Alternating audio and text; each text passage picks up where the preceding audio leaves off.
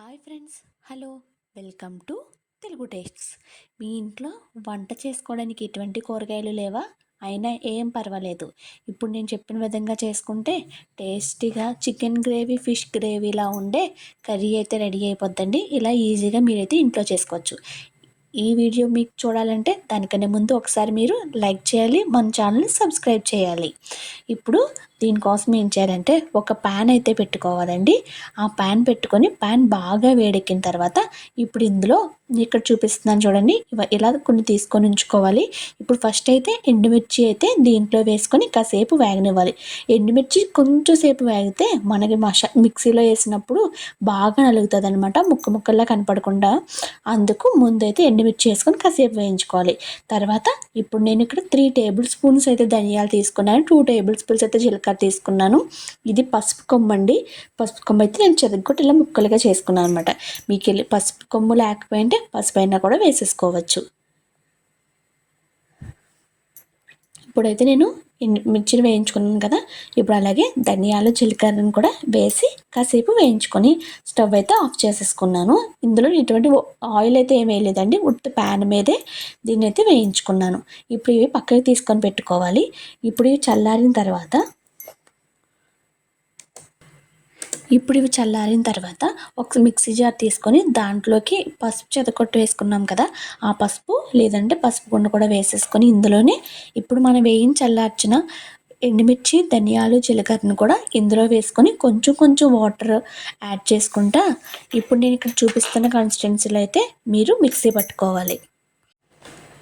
చూడండి, ఇలా అయితే మనం మిక్సీ చేసుకొని దీన్ని పక్కన పెట్టుకోవాలి. సేమ్ అలాగే మనం ఏంటంటే ఇంకో కొన్ని అయితే రెడీ చేసుకోవాలండి మనం ఈ వంటకైతే. అవి ఏంటంటే కొంచెం వెల్లుల్లిపాయలు, కొంచెం అల్లం, ఇంకా 2-3 ఆనియన్స్ అయితే తీసుకోవాలి. ఇప్పుడు ఈ అల్లం, వెల్లుల్లిపాయలు, ఆనియన్స్ ఇవన్నీ కూడా మనం మిక్సీ చేసుకోవాలి. ఇవన్నీ కూడా బాగా మిక్సీ చేసుకొని పక్కకు తీసుకోవాలి. ఇప్పుడైతే ఒక ప్యాన్ పెట్టుకొని ప్యాన్లో ఆయిల్ అయితే వేసుకోవాలండి. ఆయిల్ వేడెక్కిన తర్వాత ఇప్పుడు ఇందులోకి 2-3 వెల్లుల్లి రెబ్బలైతే చితక్కొట్టుకోవాలన్నమాట. ఇలా చితక్కొట్టుకొని ఈ ఆయిల్ అయితే వేసుకోవాలి. ఇప్పుడు ఇందులోకే మనం కొంచెం ఎక్కువగా ఒక 2-3 రెమ్మలైతే మనం కరివేపాకును కూడా తీసుకుని ఈ ఆయిల్లోనే వేసి కాసేపు వేగనివ్వాలి. ఇదిలా వేగుతున్నప్పుడు మనం ముందుగా గ్రైండ్ చేసి పెట్టుకున్నాం కదండి, ధనియాల జీలకర్ర పేస్ట్ కాకుండా ఆనియన్, వెల్లుల్లిపాయ, అల్లం చేసుకున్నాం కదా, ఈ పేస్ట్ని అయితే వేసుకొని కాసేపు పచ్చివాసన పోయేంత వరకు వేగనివ్వాలి. ఎందుకంటే మనం ఆనియన్ ఇక్కడ ముందు వేయించుకోలేదు కదా, కాబట్టి ఇది పచ్చివాసన పోయేంత వరకు వేయించుకోవాలి. ఆల్రెడీ వేయించి పెట్టుకున్నాం కాబట్టి ధనియాల జీలకర్ర ఇది పచ్చివాసన పోయిన తర్వాత కన్సిస్టెన్సీని మాత్రం ఇందులో యాడ్ చేసుకోవాలి. యాడ్ చేసుకొని కాసేపు బాగా మగ్గనివ్వాలి. ఇప్పుడు ఇందులోనే మన టేస్ట్ సరిపడినంత ఉప్పు కూడా వేసుకోవాలి. ఇంకా ఇందులో కారం అయితే వేయాల్సిన అవసరం లేదండి, ఎందుకంటే మనం ఆల్రెడీ కారం ముందే ఎండుమిర్చి వేస్తాం కదా సరిపడినంత, అయితే ఇంకా వేయాల్సిన అవసరం లేదు. ఒకవేళ మీకు ఎవరికైనా కారం తక్కువ అని అనిపిస్తే అప్పుడైతే వేసుకోవచ్చు.